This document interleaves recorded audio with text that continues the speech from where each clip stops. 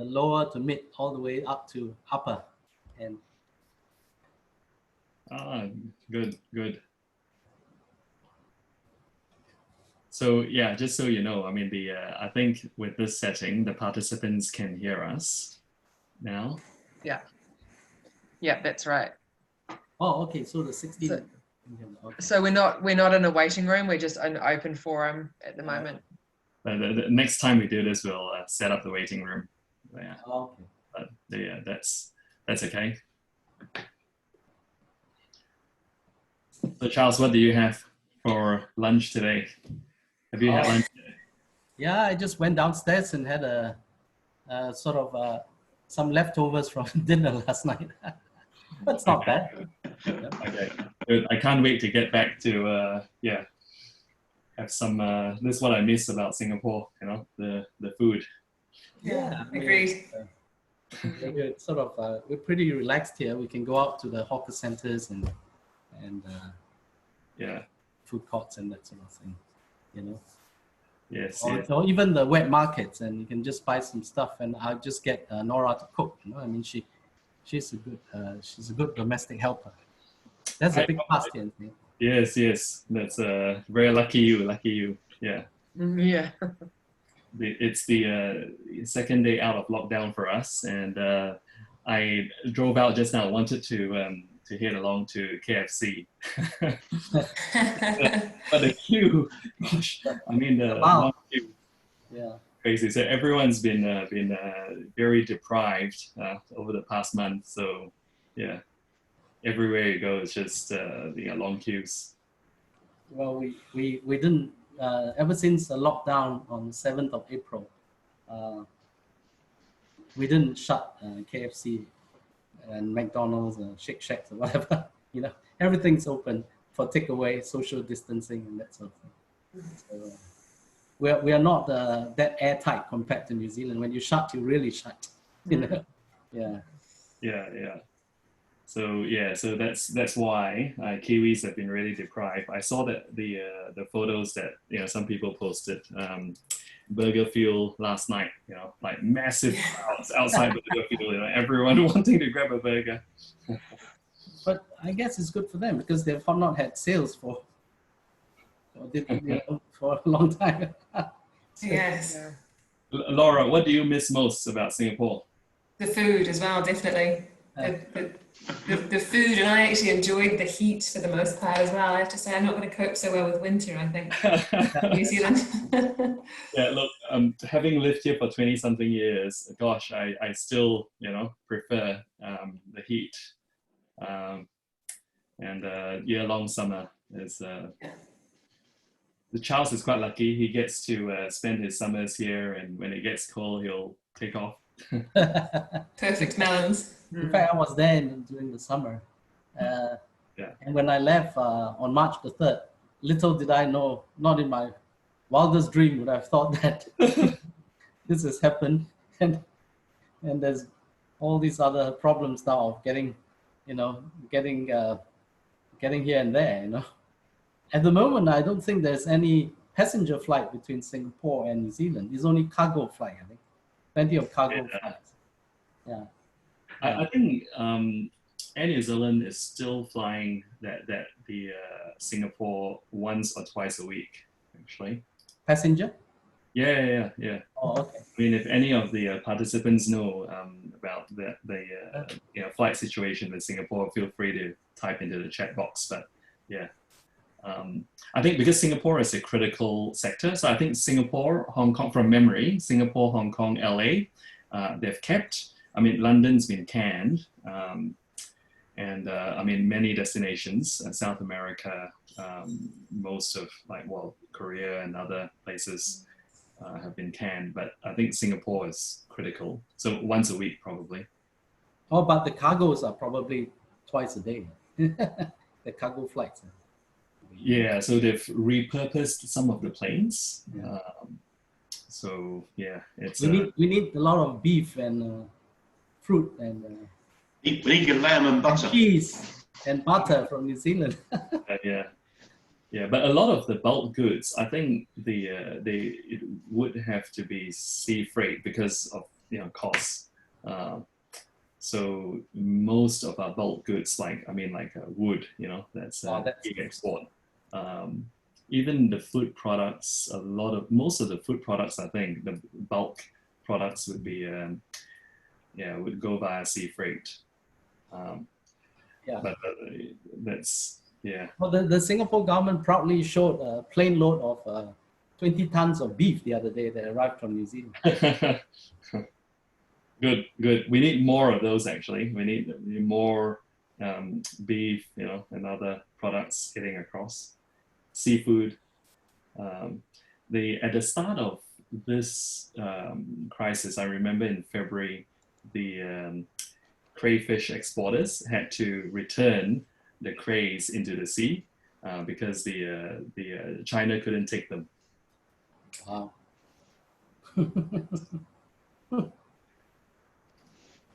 So we have 58 participants in. We're just waiting for a few more. We ended up in the end with about 170, 180 signups.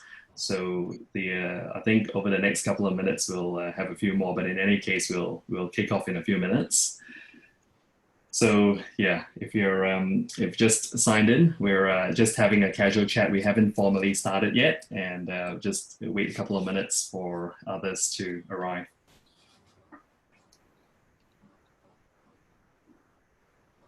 Okay.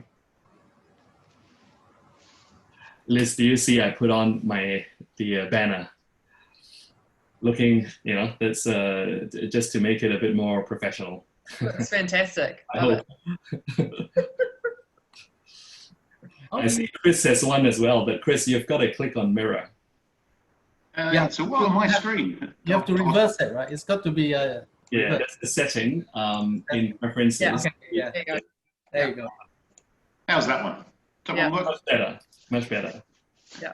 EU-ASEAN Business Council. Very good. Yes. Okay. Getting very sophisticated now with the backgrounds, right? For the I thought of the virtual one where the beaches and the palm trees are moving behind you. I could pretend. Yes. Yeah. I did that before, and it was too distracting. I think the person on the other side thought, "Oh, look, I mean, just too distracting." So, static one, that's good. Yeah.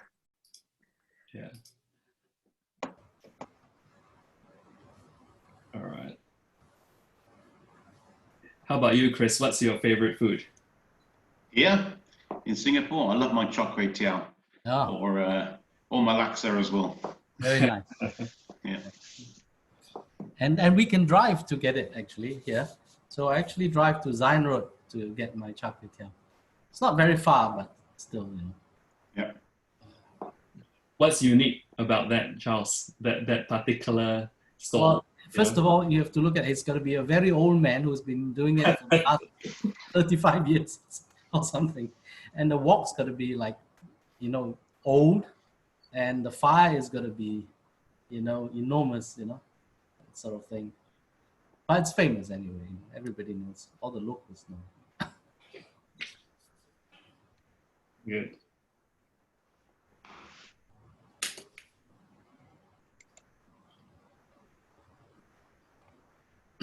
Okay.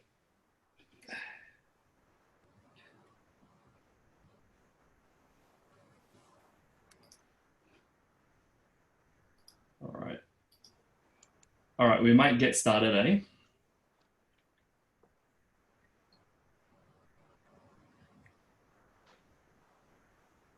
Yeah.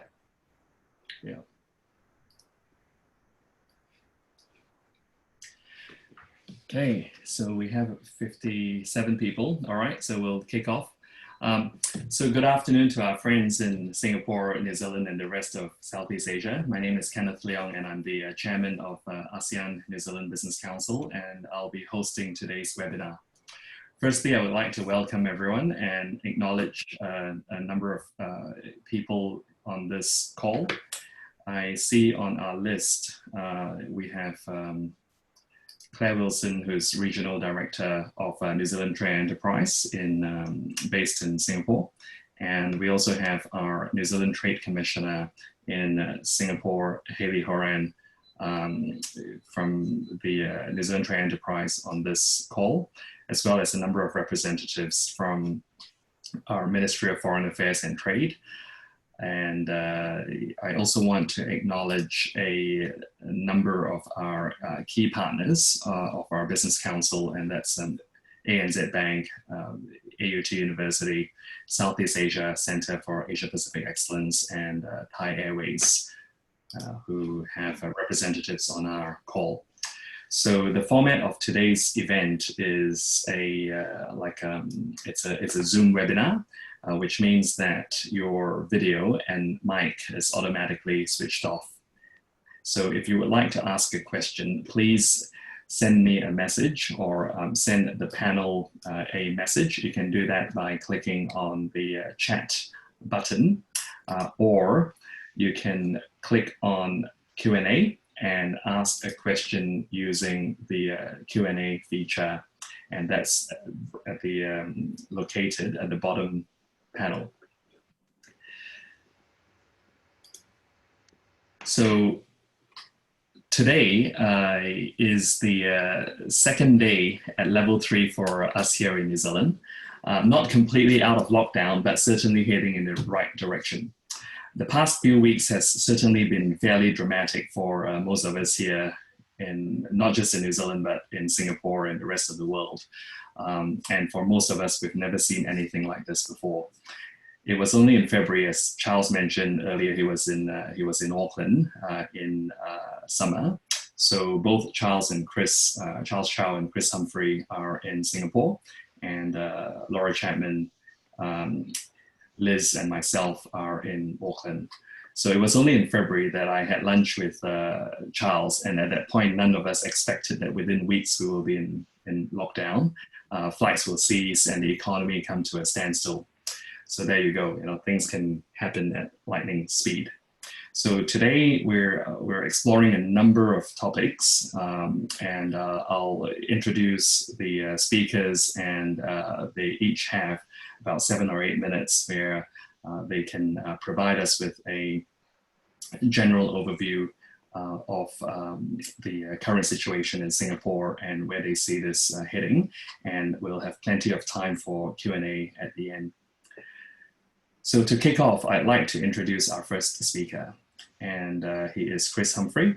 Chris is a business development and government relations professional with more than a decade of experience running business units throughout Asia, and over 20 years of experience either working for or dealing with governments and regulatory authorities.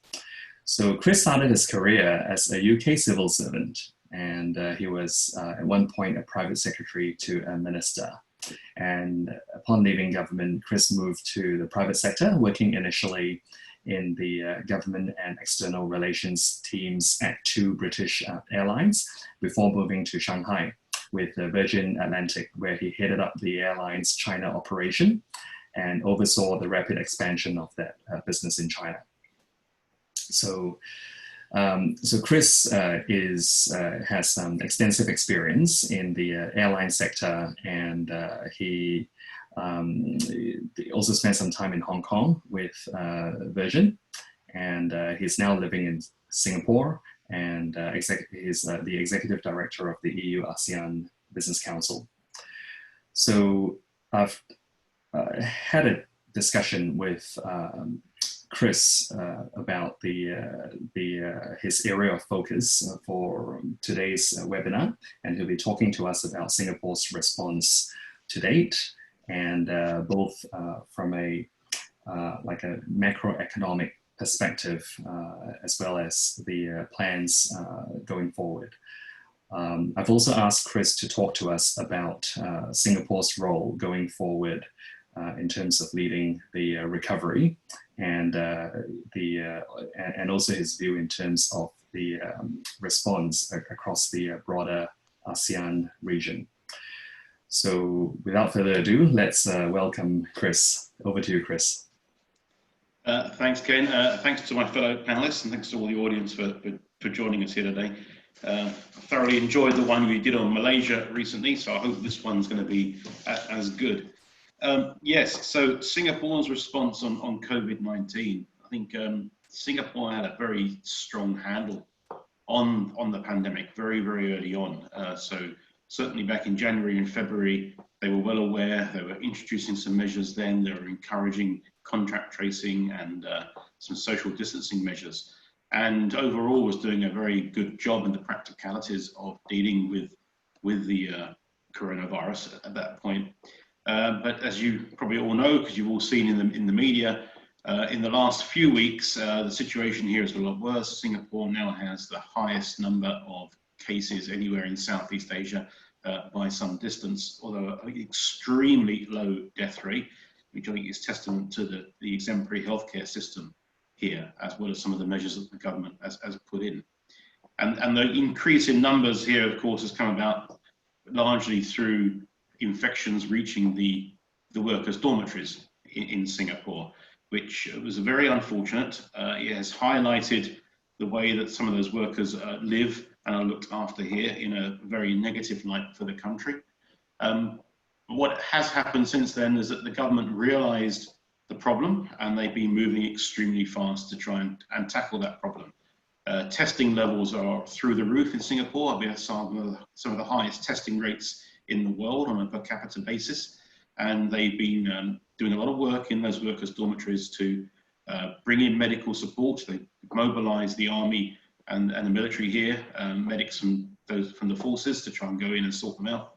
A lot of cleaning activity, providing of food, and thinning some of the dormitories out. So we are now in a position where we have the so-called circuit breaker. It's a lockdown by any other term, really. So we have to call it a circuit breaker here.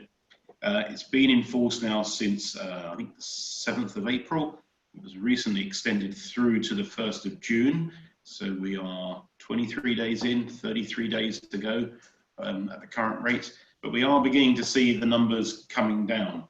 Numbers in the general community, as the government likes to refer to it, which does smack a bit of us and them, but nevertheless, numbers in the general community have been falling, and they're falling quite rapidly, and they seem to now have a handle on the workers' dormitories. So in terms of the initial response, it was fantastic. They let it slip a bit, but they are now recovering the situation very fast. The hurt to the economy here has been very, very significant, and that's not unsurprising given that Singapore is the archetypal trading nation. It's a nation that relies on international trade and international commerce and international financial flows and services flows for its well-being. And so when Singapore started to suffer, I mean, other countries start to lock down, it does have a major effect. And we were feeling that effect here very early on with China closing down. There's always a bit of a dip when China goes into the Chinese New Year period, but of course it was more pronounced, more profound this time. And then as all our neighboring countries have degrees of shutdown and there are travel restrictions, it's been a massive impact, I think, on Singapore's economy. The government here is now predicting GDP growth could be as low as -4% this year. I think that may end up being on the conservative side, personally. But what the government did do, and they did extremely quickly, was come out with a number of economic stimulus packages and packages to help businesses and help households and individuals in the country. So in the space of about a month, we ended up having 3 separate budgets: a solidarity budget, a resilience budget, and a unity budget, which between them have pumped about 60 billion Singapore dollars into the economy, with the government here tapping into their reserves. Singapore is in the great position of having reserves, unlike many countries which are permanently in debt. Singapore does have very significant reserves, which they of course never reveal, but they've been tapping into those. And the economic response measures have been very, very big. They're paying for April and May up to 75%, capped at 4,600 Sing dollars of salary support for businesses to try and prevent businesses from shedding workers, making them redundant or furloughing them. They are providing help in terms of support for small business loans, tax rebates on property payments as well. And there have been actual cash handouts to individual households, depending on the size of your household and the level of income. So there's been a lot of stuff coming out from the government here to try and maintain jobs, keep businesses functioning. The lockdown stuff it was fairly gradual. It got worse or better, depending on your point of view, on the 7th of April. So now large parts of the economy are effectively shut down. We were chatting just now, several of us before we started. There are some things, it's not been as tight as it was in New Zealand or indeed in some other parts of the world. You can still go out and get your food as a takeaway. You can't dine in any longer.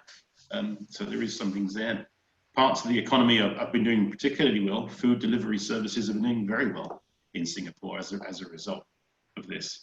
But other parts, you know, it is essentially like a ghost town in the CBD area. If you do have to venture down there at the moment, everyone is working from home. But I think the government has done a job where they are trying to make sure that things are still okay for when we do come out of this. I think there will be a gradual relaxation of the circuit breaker, and I rather suspect that the numbers keep heading in the direction they have been over the last few days. That relaxation could happen before the 1st of June, but I do not expect actually that relaxation to be very rapid. It will be a very gradual process for that. Looking broader across the ASEAN region, as you asked me to do, ASEAN's response has not been a collective or cohesive one. It's only been in the last couple of weeks. They've actually had leaders meetings by video conference to talk about some joint response to the pandemic, sharing of equipment, sharing of services, trying to maintain food supply chains across the region. It's been a bit disappointing from the ASEAN level. It really has been every man for himself for the main part. But they are now talking more about how they can come at us collectively and support each other and perhaps move quicker on their own economic integration programs to take advantage of what they hope will be a post-pandemic recovery the second half of the year. My personal view is ASEAN is not really in a position to act collectively on that at the moment. It will continue to be each country trying to do their own things, and recovery will be long, particularly as every country in the region is on a different trajectory and timeline at the moment. So I'll pause there. I'm coming into the end of my 8 minutes and we can talk some more. Yeah, thanks for that, Chris. I've got a number of questions for you, but I'll hold as well and ask the questions at the end. I'll introduce our next speaker, and just before that, I'd like to welcome the participants who have just signed up. My name is Kenneth Leong, and I'm chairman of the ASEAN New Zealand Business Council.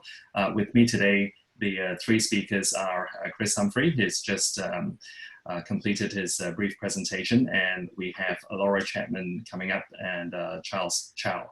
So Liz Bell and I from the ASEAN New Zealand Business Council, we are glad to see a number of good friends on this call as well as new ones. So welcome. So now our next speaker is Laura Chapman. Laura has recently joined KTC after returning to New Zealand from working for a number of years in the UK and Asia based in Singapore. So most recently, Laura led a team at an international law firm working for multinational employers on workforce issues across Asia Pacific. So Laura has broad experience in employee relations, employee dispute resolution, employee investigations, and advising on the employment aspects of commercial transactions. For today's chat, I've asked Laura to think a little bit about Singapore's response in terms of workplace people aspects compared with New Zealand and the rest of ASEAN, as well as the effect of Singapore government's actions on workplace and employment generally. And also if Laura, you have time, you can update us a little bit in terms of the migrant labor situation. So over to you, Laura. Sure. And so I guess the first thing to speak about, and I know Chris has already touched on it briefly, is just in relation to the sort of phenomenal response of the stimulus package that's gone to employers.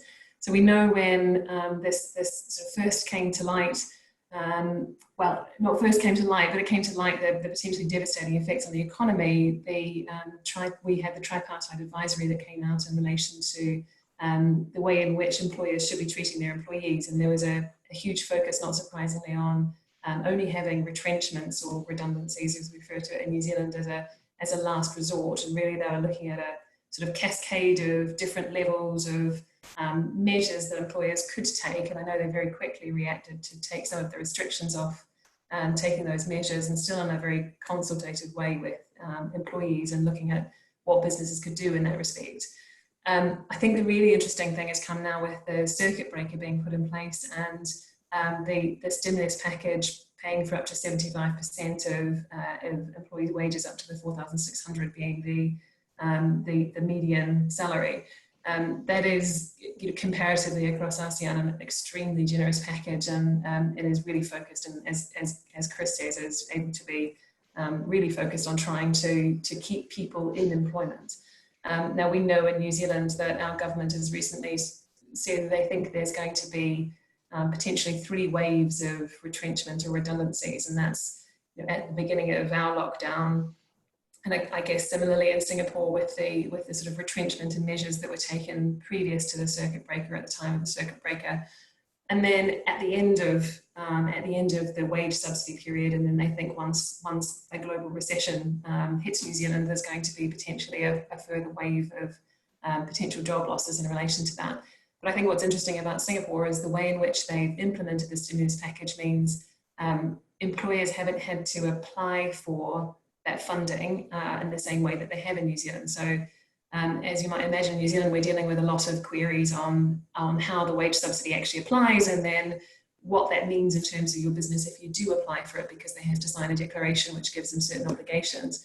Whereas in Singapore, what's been done is they're given that funding now, it's been extended to all sectors and across all employers, and that's been given automatically almost. So there's no declaration that's been signed up, but of course, the system is efficient in Singapore such that I think a lot of employers do feel that if they are going to try and make any retrenchments or redundancies during the circuit breaker period for which they've received a subsidy, that's going to have to be very, very, very highly well justified, and with the effect in talking to others within the market that really a lot of people have decided to delay any consequence in terms of retrenchments until at least after that subsidy period.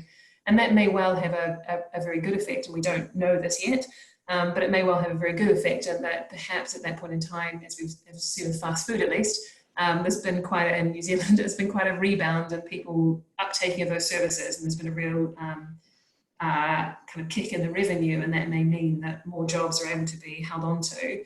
It may mean, on the other hand, of course, that we are kicking down the road the unemployment consequences and or looking at more retrenchments once that subsidy is over. And I think my personal view is it's probably likely to be a mix, because Singapore has a very unique ecosystem as far as its employees and a huge range in employees in the market. So of course you have some very, very high earners, and you have those international companies that may be rethinking the way they're doing things. And of course at the other end of the spectrum, and as Ken mentioned at the start, I'm sure as on everyone's minds as well, given recent media attention, is the migrant workers at the other end of the spectrum that have been affected in different ways around that.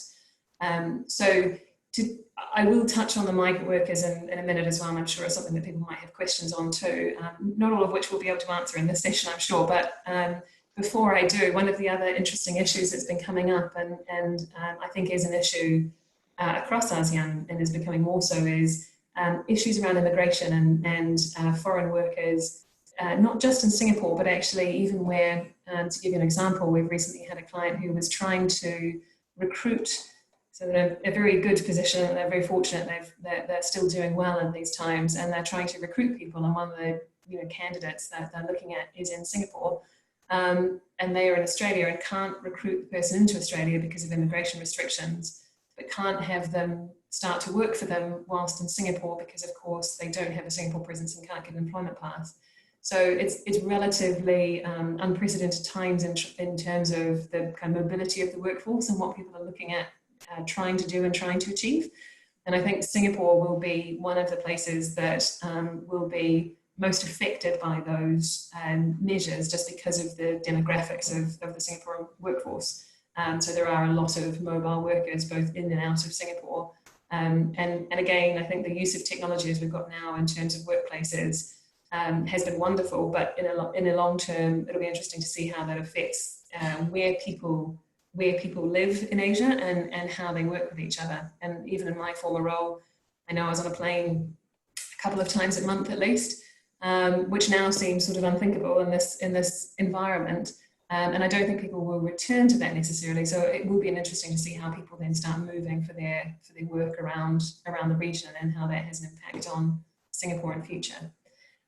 So moving, as I said before, to the migrant worker point, as Chris has already touched on, one of the big issues was, Singapore was obviously internationally lauded for having an excellent response to COVID-19, and in particular its testing and contact tracing systems were extremely good, as were its isolation policies, as were its healthcare in relation to its citizens. And I don't think any of that has changed. I think the issue that we are seeing as well is that the conditions of some of these workers mean that the social distancing, which has been found to be extremely effective, just isn't something that those workers can actually adhere to, in the sense that they may have had communal kitchens, communal bathrooms, and of course the way in which they're transported to and from work and the way in which they live means that they can't necessarily comply with the social distancing requirements that mean they have to be 2 meters away from each other. And I know that's been a really sensitive topic in media and going forward. And I think, as Chris touched on earlier, the government's response has been pretty swift and decisive and hopefully effective going forward.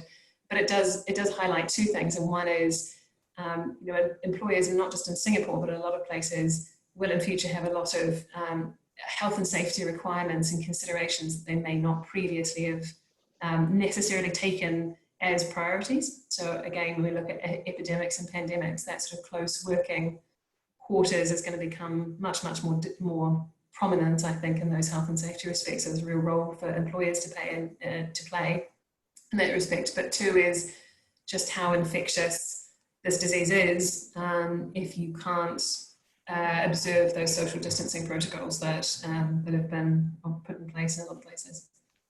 Mm. So I'll leave it there. So I think I've had my allotted time, and let Charles have a chance to speak. Yeah, that's good, Laura. That's very good. Yeah, I've not thought very much about the impact of restricting, worker mobility. That's so some good points you made. And also during Q&A, it'd be good to consider interested to hear from other speakers as well what you think will happen when the wage subsidy comes to an end. So that's something that's top of mind, I think, for a number of our participants. Now, I'd like to give Charles an opportunity to speak. So Charles is an old friend and a good friend of New Zealand. I'll just tell you a little bit about his background. So Charles is Singaporean, but he spends his time back and forth traveling between Singapore and Auckland and other places. So he has a weekend country home in Matakana, which is an amazing place. So those of you who have not visited, they have these awesome weekend markets. So for our friends in Singapore, next time you come, let's note this down, Matakana, check it out. So his fondness of New Zealand can be traced back to his younger days, studying for his accounting degree at Auckland University. So he's had a long and varied career as a banker and stockbroking director at JP Morgan Chase and at DBS Vickers Securities. He also has a postgrad degree from LSE, and these days Charles is a private investor. So I've asked Charles to talk a little bit about the economic outlook for Singapore and some of the opportunities arising, as well as challenges for Singaporean SMEs, especially in the medium term, and to brief us a little bit in terms of what's happening on the ground and the impact of this crisis on the socio-political situation. Over to you, Charles. Thank you, Ken. Thank you. Well, I'm very pleased to be in this seminar to be talking to a New Zealand audience. I'm very pleased to do anything with New Zealand. And with regards to, so I'm going to focus my talk on the SMEs, as Ken has instructed me to do, and I'll sort of have taken into consideration what Chris and Laura has already said and all that. But I think I'll just want to quickly make the point that Singapore is a strange place. It's a pretty idiosyncratic and pretty complex society. We are multilingual, multi-religious, multicultural, and so it makes for COVID-19 response more challenging, than some place like New Zealand, which is more homogeneous. And for example, we have 5.7 million people living in a place, in a tiny island, which is slightly bigger, last I checked, slightly bigger than the size of Lake Taupo, and that's very crowded. And we have 82% of Singaporeans living in 80 square meters public subsidized flats, and 15% living in private condominiums with gated compounds, and 2 or 3% living in landed homes. So because of such tightness and such high density, we cannot be as airtight as New Zealand when it comes to lockdown. So maybe that's why it's called circuit breaker, I don't know. So there are three, I want to connect the dots, three dots with regards to SMEs in Singapore, because in a way, I think they are related, to the crisis that we are experiencing now. But first of all, well, SMEs are obviously the most vulnerable sector in the COVID-19, as in elsewhere, because SMEs are small, and they are, particularly in Singapore, okay, we are, the SMEs are traditionally been very fragmented, and they compete voraciously. They are short of banking facilities. They are sort of they are price takers, and they have business models which sometimes are very hard to automate as well. So there's a lot of shortcomings of SME even without the COVID-19, and on top of that, so now we're going to that's my first dot, my first point. And the second point that I want to make is this big elephant in the COVID-19 room, which is an SME room, actually, if you think about it, because the foreign workers in the construction sector, unfortunately, is part of SMEs. Why is that so? Because we do not really have a lot of big construction companies in Singapore. We have we have a couple of thousand small contractors hiring all these foreign workers in the construction sector. And a couple of thousand of them actually in aggregate hire 320,000 construction workers from India and Bangladesh living in cramped dormitories, as Laura has alluded to, you see. So that's the second point, that I want to make. Then the third point is, is what I think Chris has alluded to, how we deal with infections, DOM, and how we're doing. So let me now sort of just quickly describe the SME situation. SMEs traditionally in Singapore has been a kind of a sort of a challenging sector, a problem with the government, because they are generally low productivity. They pay low wages to workers. They employ a lot of foreign workers, and they are like a colony of ants. There are 180,000 SMEs in Singapore, and although and 80% of these 180,000 SMEs are small SMEs. They have a turnover of less than $1 million, and but again, when you put them together, they employ 70%, nearly 70%, more than 2/3 of Singapore's workforce of 3.5 million. And they contribute 48% to the GDP of Singapore, even though they employ close to 70% of the workforce. You can tell from these statistics that the SME is a difficult sector, for the government to deal with because of its low productivity and its low wages. And as contrast that with the 52% GDP that is contributed by the MNCs and the GLCs, and our top class civil servants and that sort of thing, and this is where the high wage Singaporeans, PRs, and expats, they live in that bubble. And then you have this low wage bubble in the SMEs. So I want to touch very quickly on the sort of types of SME business in Singapore. They are, well, obviously they are not like the business that's done by all the high wage employers, the R&D, the banking and finance, the life sciences, the medical hubs, the typical SME business is food and beverage, all the hawker center, hawker stalls, the food courts, the cafes, the small restaurants. But within that, we have some very good SMEs now that are in food processing, and they are automated and they are doing well. They are the better SMEs.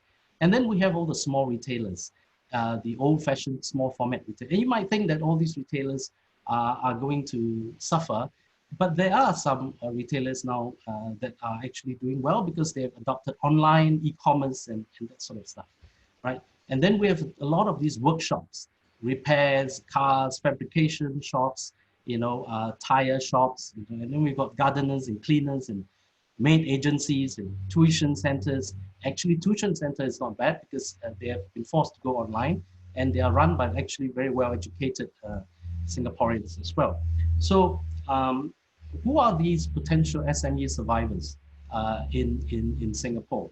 Well, the potential SME survivors are the new breed of SMEs, the sort of the young, the educated, IT savvy, the polytechnics and the university graduates who start all these new ideas, new SMEs, and they are technically not really employees. They are employees come founders or whatever, and they've gone into online platforms, online food delivery. They've gone into online tuition. So that group of SMEs, I think, will actually do very well. In fact, they're thriving. And then there are these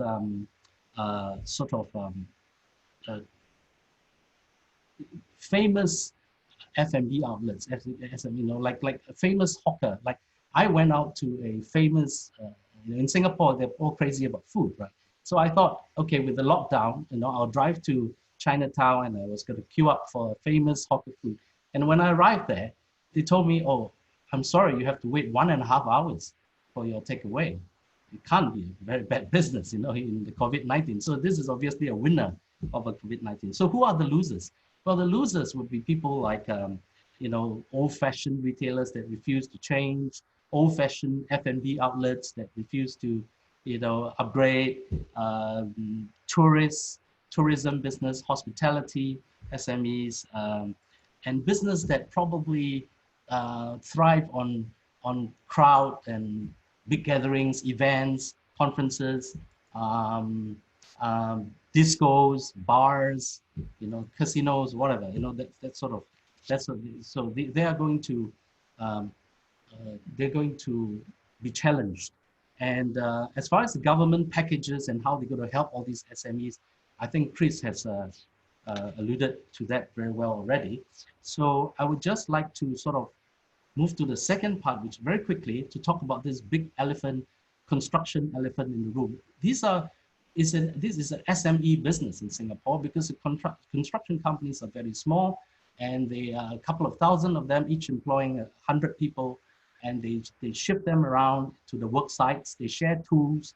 They put them in tightly sort of mixed up lorries and trucks, and they sit 2 inches from each other, and they live in all these purpose-built dormitories, as well as some smaller dormitories. So there are 320,000 of these construction workers from India and Bangladesh living in big dormitories and small dormitories with very little social distancing because, they're all bunk beds and they share communal toilets, communal showers, and that sort of thing.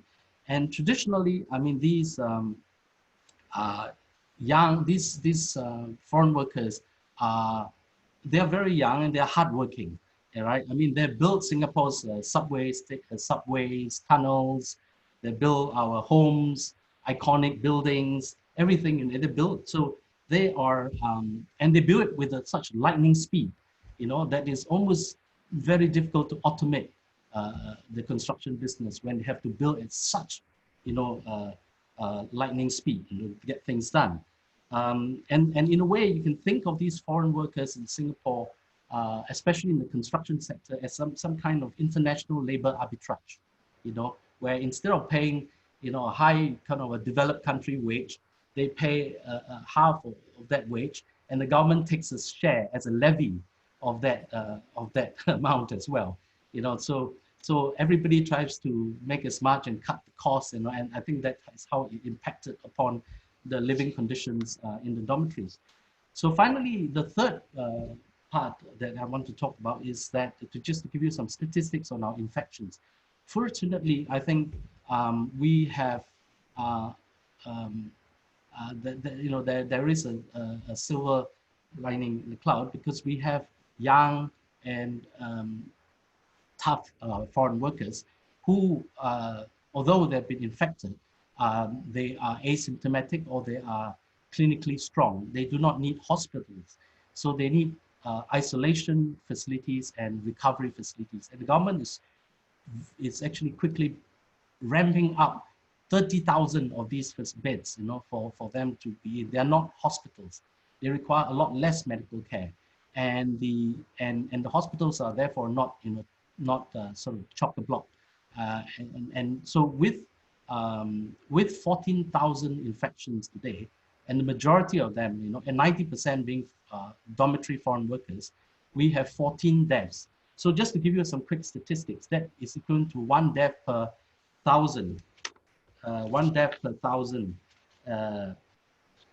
as compared to some other global statistics, like the US is about 65, and the global average is about 70. So in some sense, our death rate is extremely low, and also our usage of ICU we only have 22 patients in ICU, despite having 14,000 cases of COVID-19. In terms of testing, I think Chris has said a lot about it, and I just want to quote some statistics. Our testing has been ramped up, and we are testing 21,000 people per million, which is equivalent to South Korea, versus 16,000 per million for United States, 10,000 for UK, 3,000 for Malaysia, and 150 for Indonesia. So as you can see, I mean, we are doing okay then. So Singapore, in summary, we're living in two bubbles. We're living in the foreign dormitory bubble, which is all locked up, and the government is giving them free food, free Wi-Fi, paying all their wages for the next few months if they have to, and then the rest of the Singaporean PRs and citizens are living in this other bubble, and I sort of I think I'll stop there. We've got to. Yeah, can I just pick up on one of Chow's points? So look, SMEs don't often have a lot of reserves, and this is true. I mean, all over the world. So how are these businesses dealing with the cash flow crunch?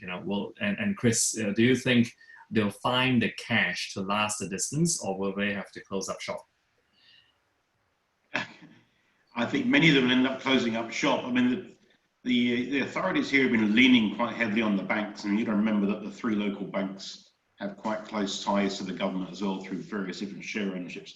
The government's been leaning on the banks to let loans go, to mean that companies don't have to pay back the capital now, and they can even get some holidays on the interest payments. So there is help there. They've also changed the law under emergency legislation to allow for some contract terms to be changed as well, which should also help some SMEs. But you're right, they don't tend to have huge amounts of cash in the bank. There was a recent study done by the Asian Trade Center of SMEs across Southeast Asia, and it was coming out and showing that at best, some had 3 months of cash, others were only down to 1 month of cash, and they were going to go out of business as a result. And that's a huge problem. The big companies tend to be in a better position. They can easier go to banks to get loans. They've got capital reserves. They've got things they can put up as collateral. But the small mom and pop shop in the HDB blocks here in Singapore, the small construction firm that Charles was mentioning, for them it's a lot tougher. But the government, the other thing they've done here in Singapore, by the way, is they've raised the level at which you can be declared bankrupt as well, to try and stop companies being forced into bankruptcy by their creditors. So there is some help there for them to try and help them ride out the storm. Mm-hmm. Good. Look, there's a question here, and I don't know if you guys know about the current logistics situation in Singapore. How is the port functioning? I mean, keeping in mind that this is we're talking about the busiest port in the world. And the situation at Changi, well, not much happening, obviously, at the Changi airport. But how is the cargo clearance rate, and do we have any insights into that? I can try and answer that one. The port's open, the port is functioning. The airport is open and functioning the best as it can, with, of course, much reduced flights coming in now.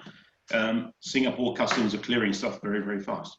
I can't say the same about every other country in Southeast Asia, but certainly Singapore customs are working as normal. Singapore has been very clear about keeping its own supply chains functioning as best as it can, particularly for food and medical supplies. So there are ships coming through. I think globally, though, there's something like a 48% reduction in shipping volumes between Asia and Europe at the moment. And when the port here in Singapore relies a lot on transshipment activity, of course, that means activity for the port here has really gone down through the floor. Yes, look, just from a first-hand experience, and some of you would know I'm a director of an export business, and we're experiencing an increase in terms of cost of shipping products offshore. So there's a difficulty in terms of getting slots because of, obviously, with reduced flights, it's not as frequent, so it's difficult to get on a flight. Then you have the issue of costs in some situations, increasing fourfold. So this has created some massive problems. And now, especially if you're exporting perishables, it's even worse. I mean, you want your goods out as quickly as possible. And so this has been quite a big problem for us here in New Zealand. I might just, sorry, I just want to add to what Chris has said, because Singapore practically imports all our food. I mean, so unfortunately, we have a strong currency because of a strong reserve. So we, a lot of the Malaysians will love to sell to us, and every day you will see queues of trucks, hundreds and hundreds of trucks coming across to deliver vegetables, and chicken or whatever. And so that's, and then we are very quick. The government's very quick to sign MOUs with several, friendly countries like New Zealand, and Australia, and a couple of other countries in Uruguay, so that we can get our food supply chain. And in return, because we are such an effective transshipment center and all that, we're sending out medical supplies and PPEs as quickly as we can to these other countries as well. Yeah. Now, I know Singaporeans are very adaptable and very resilient. So can the three of you give us some examples you've seen of Singaporean businesses pivoting? I mean, so pivot is obviously a very trendy word at present, but do you have any real life examples of companies that have successfully pivoted? Not just adapting. I'm not talking about putting your menus online and then jumping on Uber Eats, but a change, a bigger change in terms of business models or the like. Any insights? Well, I've had a few here that highlighted on TV, on Channel News Asia, of course, where they've been talking about firms who have been switching, for instance, for making certain products, switching over to making face masks. We even had Razer, which is a gaming company, suddenly opening up a production line to make face masks for Singapore, and then hopefully for export, they can get the volumes up high enough as well. I think generally the whole process is you're going to see a lot more movement towards digitization of businesses as a result of this. A lot more industrial automation will come through, and that's something that Singapore's been very good at trying to promote and push. Even before COVID-19, I think they'll do it even more as a result of this. And then e-commerce, of course, as Charles has mentioned, a lot of the F&B outlets here have been moving over to e-commerce platforms and using delivery platforms like GrabFood and Food Panda, etc. And they've done it very quickly indeed. So they managed to adapt themselves very fast for what became the current situation. So here they've been adapting quickly. The government's been pushing hard, particularly for digital tools for businesses as well. Mm-hmm. Now, some of our participants are keen to know what you think will happen to the Singaporean property market. Now, there are two parts to this. So one is commercial, right? With the offices, I mean, people are increasingly working from home. So do we need offices? Okay, so there's the commercial property space. And then residential, right? People are concerned about their house values. Any thoughts? I'll give it a go. Well, the it's very difficult to kind of predict what's going to happen 2 months from now, 3 months from now, and whether working from home, I think working from home is definitely something that people take quite seriously from now on. But I don't think everybody can work from home, and I think even bankers, when this is all over, I don't think that all the bankers can be working from home, because some things are a bit hard. So, and the other thing is that all the big commercial buildings, as Kenneth has mentioned, they are not, they are in strong hands. They are in REITs, international REITs, and they are in GLCs like Capital Land and all that.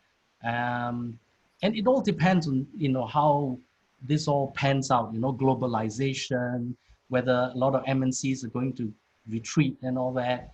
It's hard to tell, to be honest. It's very hard to. As far as residential property is concerned, I think it can cut both ways.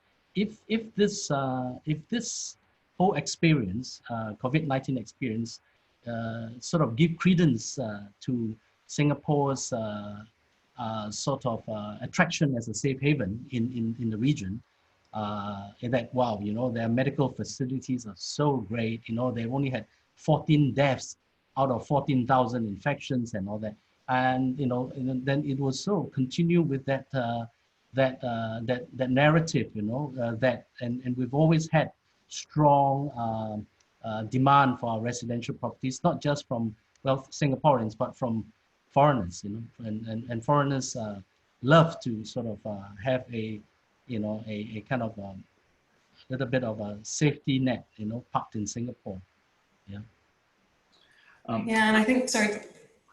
Laura, go ahead.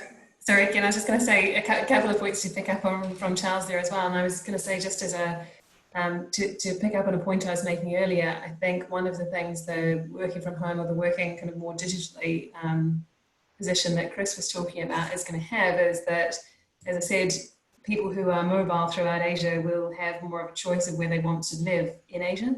And even in my former life, when we were looking at people, often there were questions about executives being relocated into Singapore to have as their base.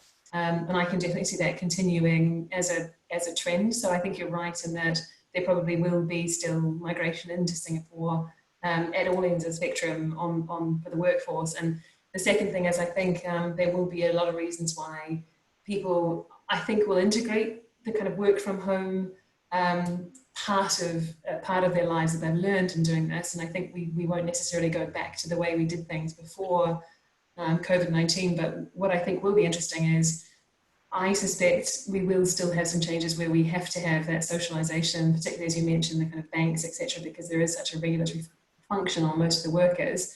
That supervision, that cybersecurity, their kind of information protection. I think at the moment, a lot of businesses have put that kind of stopgap in place to get through the circuit breaker in terms of their IT systems, but they're not something that's going to hold long term. I mean, we know already a lot of the issues around kind of hacking and or security of information has been a huge issue in terms of people working from home, and even more so if we do get a lot of redundancies, because then we have a kind of more volatile workforce potentially out there. So I think we will see some changes to the way we do it, and it will have an impact. Kind of coming back to your question on the property market, but I don't think everyone will end up working from home, and I do think there still will be immigration into Singapore for some time to come.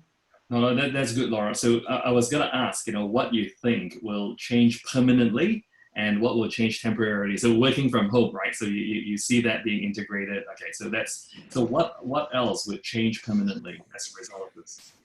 One of the things I think will change permanently is just the amount of business travel that people do or that used to do, because I think we've really recognized now what is necessary, and I still think there is a place for business travel and that part of it is necessary, but there's a lot of it, I think, that we used to do, myself included, that probably isn't strictly necessary, and that it's one of the areas that may well be cut back in future. So I think that's at least a long-term, if not permanent change, and I do think we will integrate the working from home behaviours that we've had much more into our lives, because we know now it's perfectly we're perfectly capable of running our lives, at least in the short term so far, in ways that we didn't think, or at least half of the population didn't think we were able to do before. So I think that'll be an interesting aspect of it.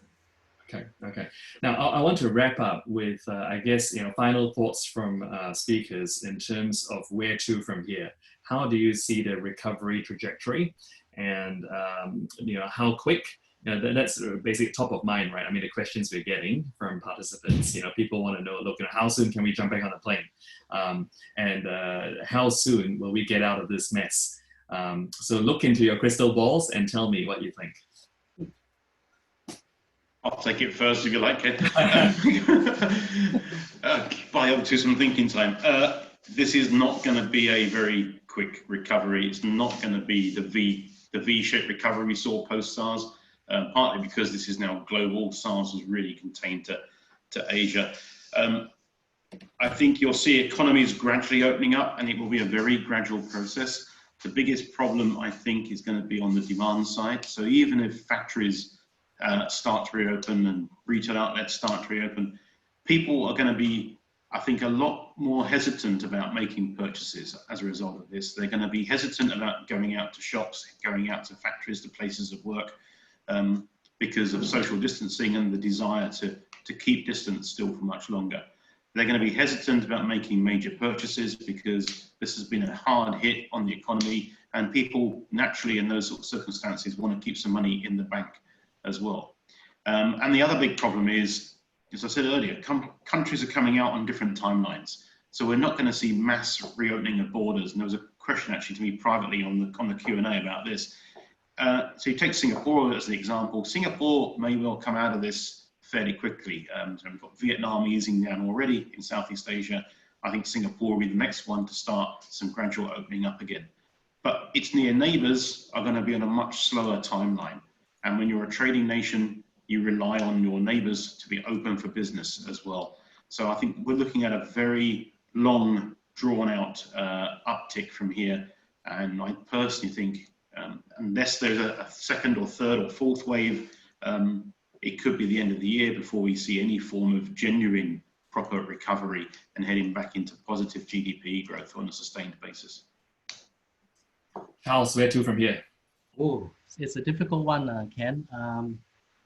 Well, all I can say is that, as Chris was saying, I mean, different countries will be progressing. I mean, in the absence of a magical vaccine, okay, I mean, different countries will be progressing at different pace and having to, in succeeding to fight COVID-19. And so if, for example, if the rest of ASEAN might be a bit slow, it depends really. Like Vietnam is a little bit, it's faster than Indonesia or something.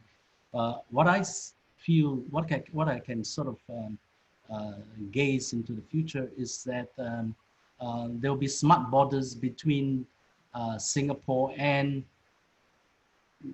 whichever country that has reached that level of comfort, could be New Zealand, Japan, or, I mean, I'm not saying it has to be Japan, Hong Kong or whatever, So we'll have to kind of pivot past the region. We have to look at things on a wider regional, rather than your immediate neighbors, in terms of trade, in terms of business, engagements, investment flows, So there could be some kind of alliance, loose alliance amongst a group of nations who have achieved a certain level of comfort in solving in conquering the COVID-19 problem, and then they come together and have some kind of a smart border with each other. Thanks. Yeah, Laura, concluding thoughts. I think coming back to some of the points we were making earlier about businesses as well, I think the same might be true in terms of the nations. I think the countries that will do well will do better, and I think this is a long drawn out process. I agree with Chris on this, but I think the countries that do better will be those that are able to adapt quickest and be nimble and pivot in relation to that. And I think Singapore is relatively uniquely positioned to be able to do that because of the kind of efficient processes and technologies, etc. it can employ. So I think there's reason to be optimistic in relation to that, but I agree with the other two as well in relation to the fact that I think there's no short-term fix, unfortunately.